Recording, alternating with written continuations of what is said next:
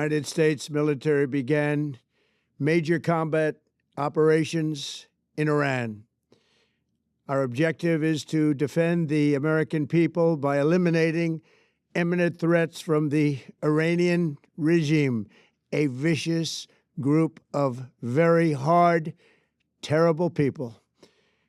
Its menacing activities directly endanger the United States, our troops, our bases overseas, and our allies throughout the world. To the members of the Islamic Revolutionary Guard, the armed forces, and all of the police, I say tonight that you must lay down your weapons and have complete immunity, or, in the alternative, face certain death. So, lay down your arms. You will be treated fairly with total immunity, or you will face certain death. Finally, to the great, proud people of Iran, I say tonight that the hour of your freedom is at hand. Stay sheltered. Don't leave your home. It's very dangerous outside. Bombs will be dropping everywhere. When we are finished, take over your government. It will be yours to take. This will be probably your only chance for generations. That was U.S. President Donald Trump in a pre-recorded video announcing the beginning of the combined American-Israeli offensive against Iran. It was posted on his Truth Social account in the early morning hours last Saturday. Later, he posted this update. We have hit hundreds of targets in Iran, including Revolutionary Guard facilities, Iranian air defense systems. Just now it was announced that we knocked out 9 ships plus their naval building, all in a matter of literally minutes. Iran's formerly supreme leader, Ayatollah Khamenei, is dead. This wretched and vile man had the blood of hundreds and even thousands of Americans on his hands and was responsible for the slaughter of countless thousands of innocent people all across many countries. The entire military command is gone as well, and many of them want to surrender into saving their lives. They want immunity. They're calling by the thousands. Earlier today, CENTCOM shared the news that 3 U.S. military service members have been killed in action. As one nation, we grieve for the true American patriots who have made the ultimate sacrifice for our nation, even as we continue the righteous mission for which they gave their lives. We pray for the full recovery of the wounded and send our immense love and eternal gratitude to the families of the fallen. And sadly, there will likely be more. Before it ends, that's the way it is.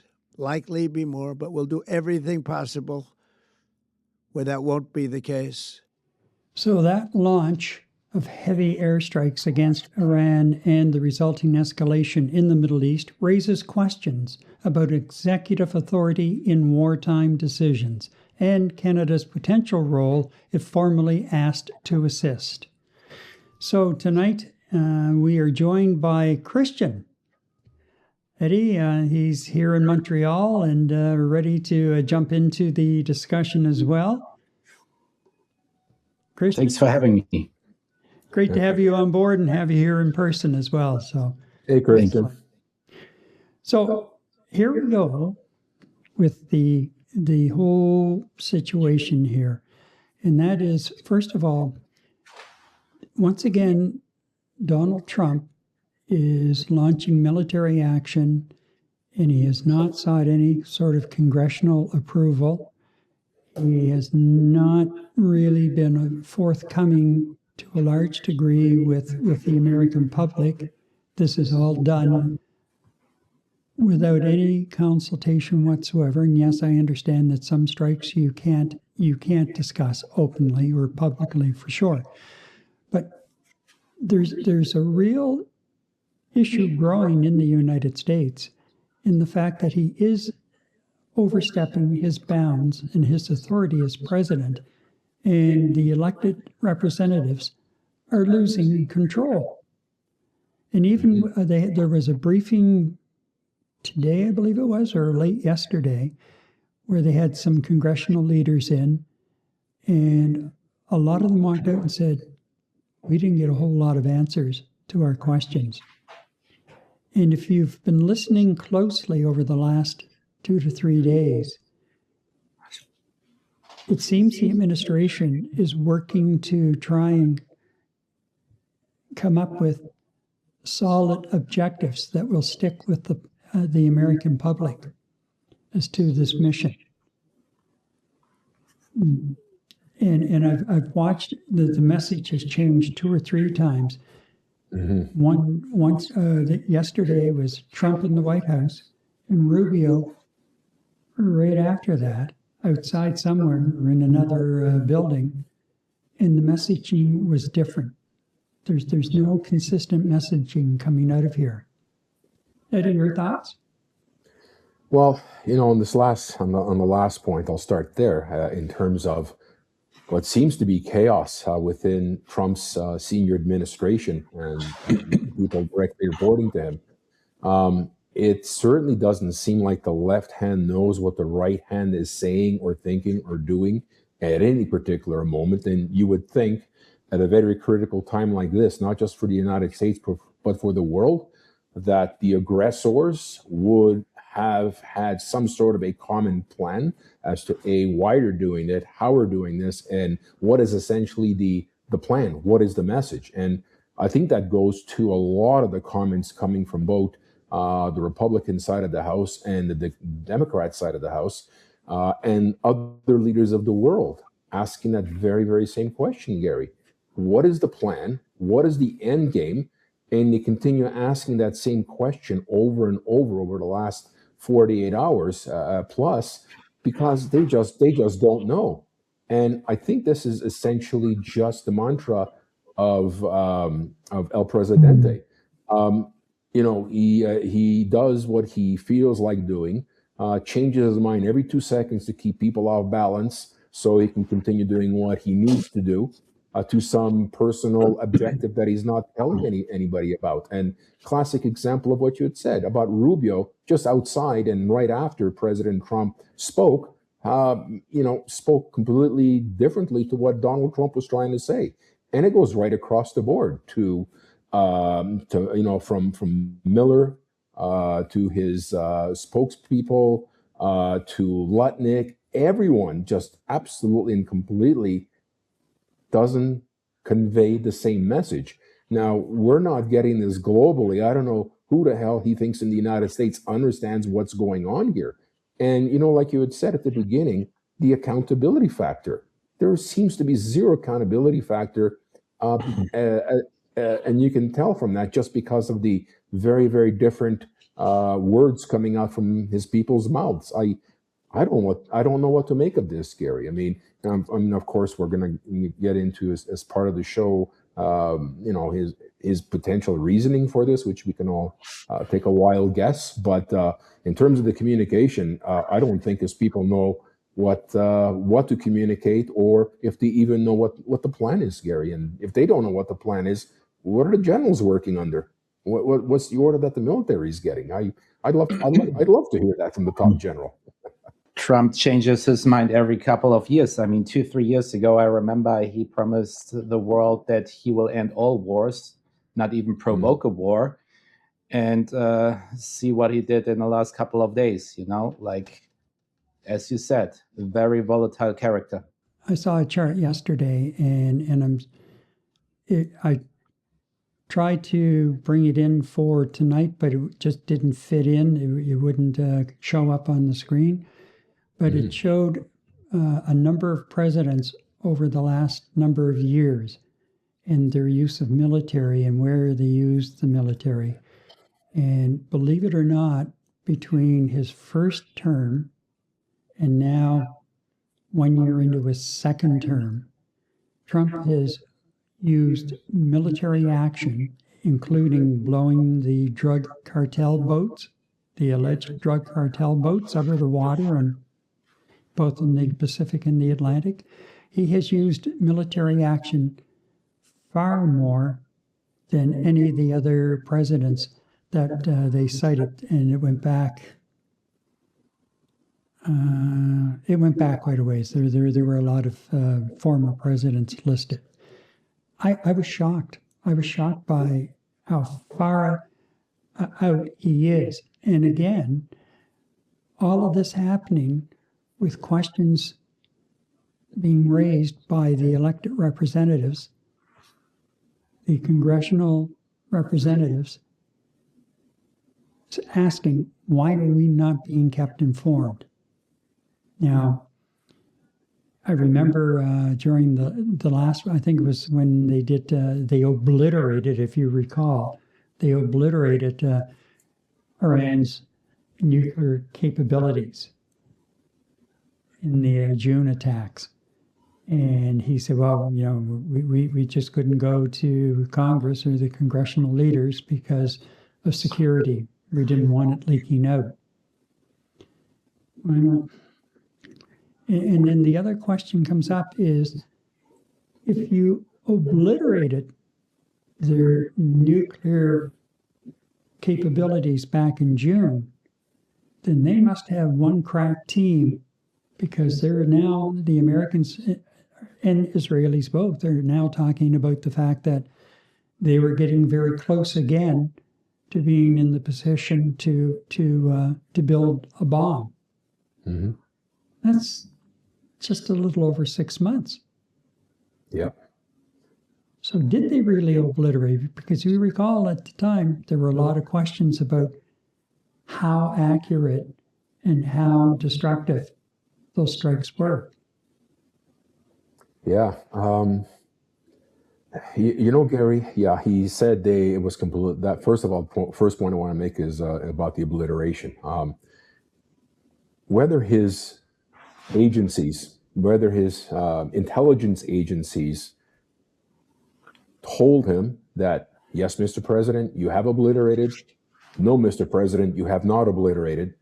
He needed to justify the attack to the American people and his followers to keep them on board, to basically look like the hero in saying they've been completely annihilated and obliterated, okay, to quell the masses.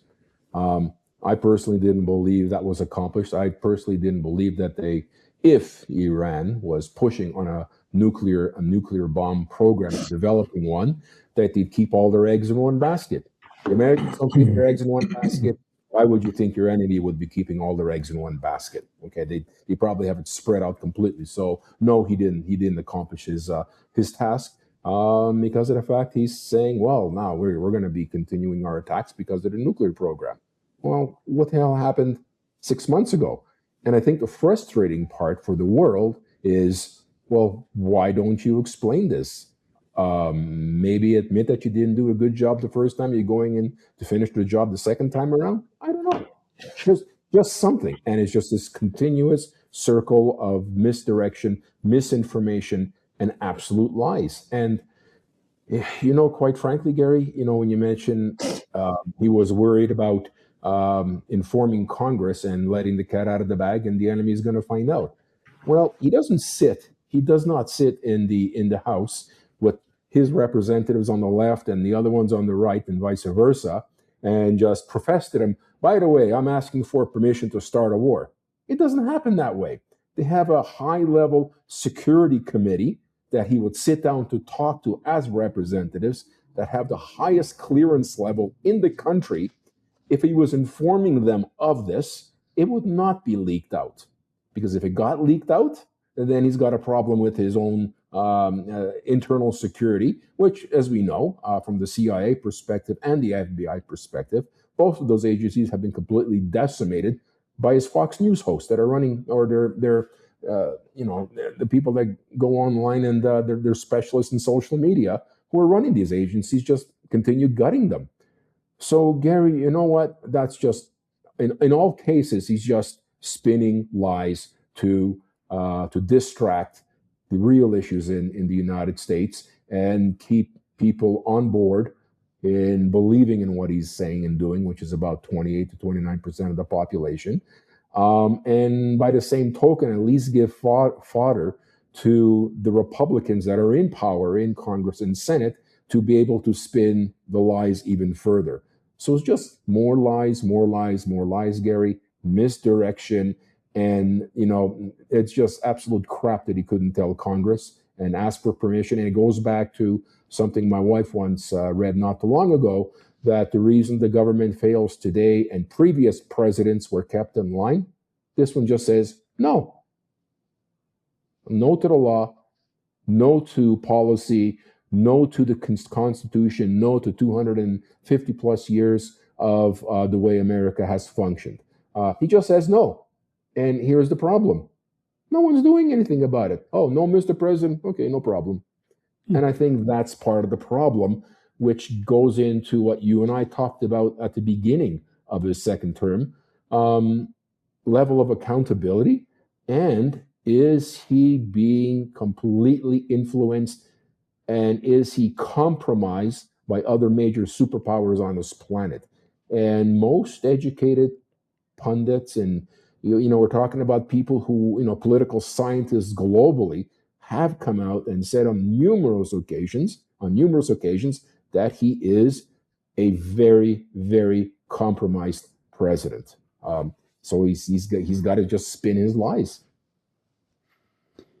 Well, here's something. The Prime Minister so far has ruled this out. However, at some point down the road, who knows, especially if Iran keeps lobbing missiles at Turkey, which happens to be a member of NATO. Mm-hmm.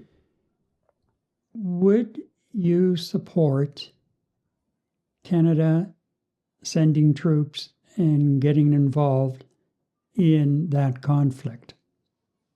Let's start with a Christian. Yeah. I mean, as I cannot take position for Canada, but I can talk about Europe maybe a little bit here. Mm-hmm. So, as you know, there's three big powers: is France, Germany, and the UK, and all of them, they take different positions. Germany, on one hand side, is backing the Israelis and the Americans. They're in. UK is not joining the war, but also not condemning it either. And France has offered subtle criticism. So you see, like there's not really a consensus here in Europe.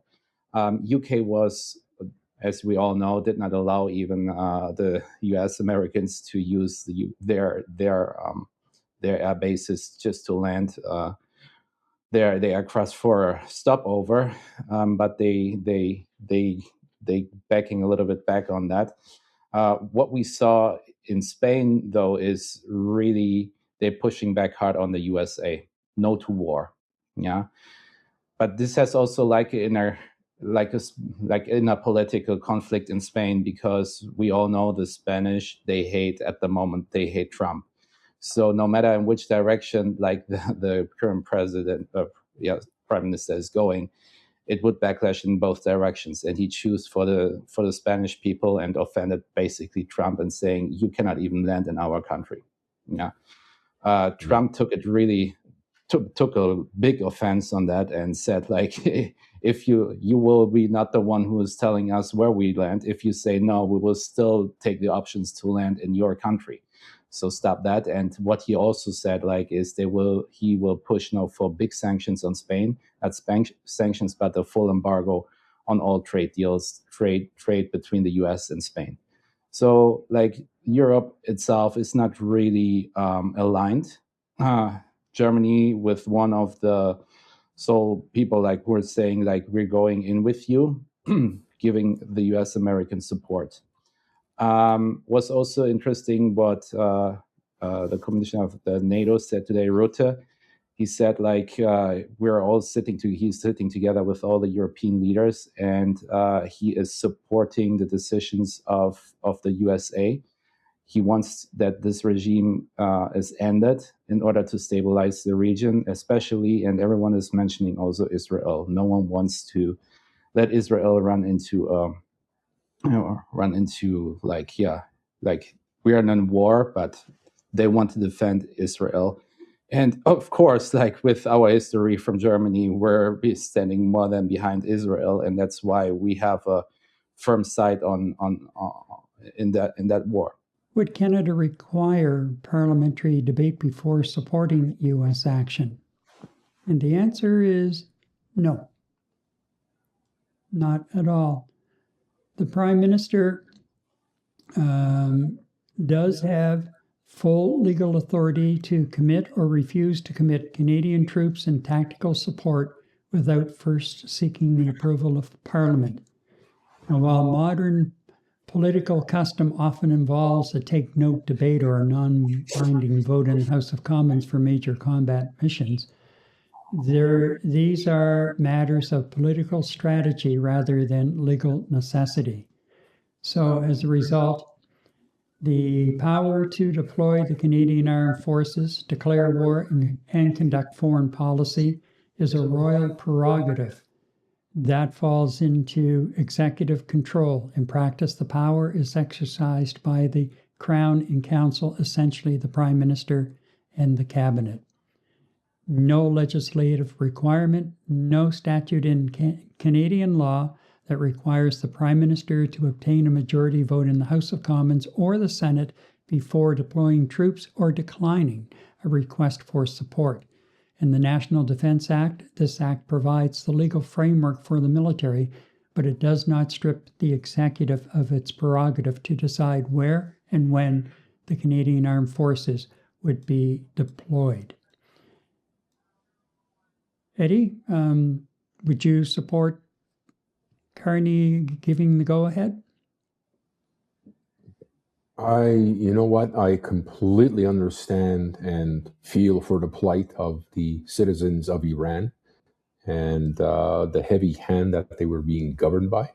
Okay, maybe not a functional society to us, but for whatever reason, a functional society to that government, and in a lot of cases, a lot of the people there. The Ayatollah had his followers. President Trump's got his followers. Okay, now. In terms of the war itself, because I believe this particular attack, and let's call it for what it is, it's an attack on a sovereign nation for the second time in 6 months, is illegal. That is my opinion, okay, according to world law. And because of that, I would not support Prime Minister Carney in committing our troops and our young men and women who have upped to join the Canadian military to defend Canada, to defend Canadians, to go on a mission on behalf of the United States or at their request to fight a battle that I personally do not believe should have started in the first place. Okay? I don't think the diplomatic chains or the diplomatic opportunity was taken right to the end. I don't find that this is a legal war. It's a legal, it's an illegal attack, and it was perpetuated by two individuals that I find don't really understand the nature of true human rights and respect for human life. I don't think either of them see that. So, because of those reasons, and the fact that a United States was not under attack or under threat, neither was Canada, and potentially neither were, and Tom and Christian can speak to this, I don't think that Europe was in any imminent danger, although Israel, just because of the geographic location, is always in some sort of danger, surrounded by countries that really don't want them there. So I get Israel's position on self-preservation and defense, but there is a limit to what is considered response, equal response.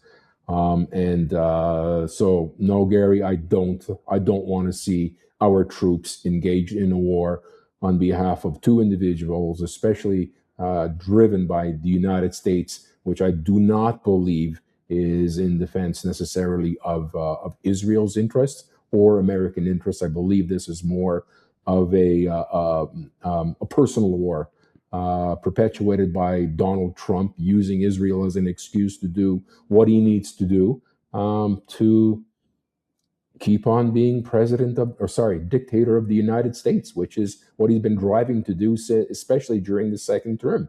He's turned the United States into an authoritarian government with everything we've seen going on in the last year.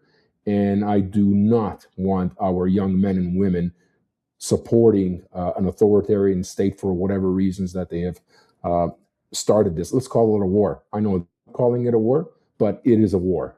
There's missiles flying, there's bombs flying, and it just kills me in the second video telling Iranian people to stay in their homes because bombs are going to be flying. And what? Hold up an umbrella and hopefully a bomb is not going to hit their home? I mean, seriously. So no, Gary, no, no, no. I do not want Carney allowing our people to go into a hostile zone on behalf of one or two maniacs. No. Well, I totally agree with you, Eddie. I am not in support of Canada sending any kind of a commitment to the Mideast to support this gangster action that's going on. Yes, the country was under a very, very cruel dictatorship.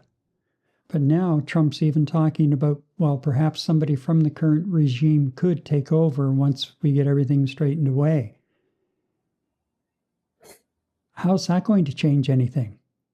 Really, when you get right down to it. All of the, they've already lost American lives. A lot of civilians have been killed.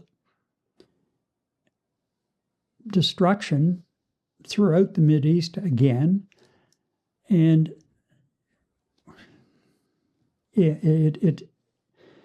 there had to be other ways to handle that whole situation. I'm not buying the fact that Trump has been talking about missiles coming, the Iranians having the capability very shortly of long-range missiles to the United States. I don't buy into that argument either. And again, I question what happened in June. You were supposed to have obliterated their nuke capabilities. And they've bounced back in just a little over 6 months.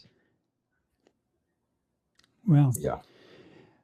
So anyway, no, I don't support it. The Prime Minister yesterday, when he responded to the question of sending Canadian troops, and he said no, he also brought up the fact that it would appear that this whole operation is in violation of international law.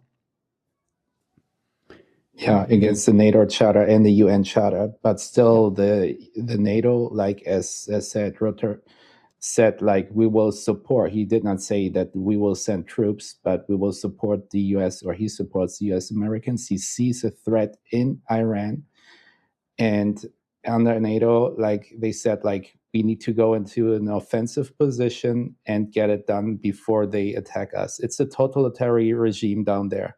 I have myself friends living in Iran. There are Iranian families. And some of them, I mean, like I can say it now, they said, thanks God, why didn't you do it a couple of years earlier? Thank you. Yeah. They're suffering under the regime. I know this has nothing to do, it's far away from our home countries, it's far away from Canada, but looking at those people from the ground who live there, who suffer under the regime, like you get two sides of the story. Yeah, they don't care if there's nuclear weapons. They see thousands of people get slaughtered every month by a dictatorship.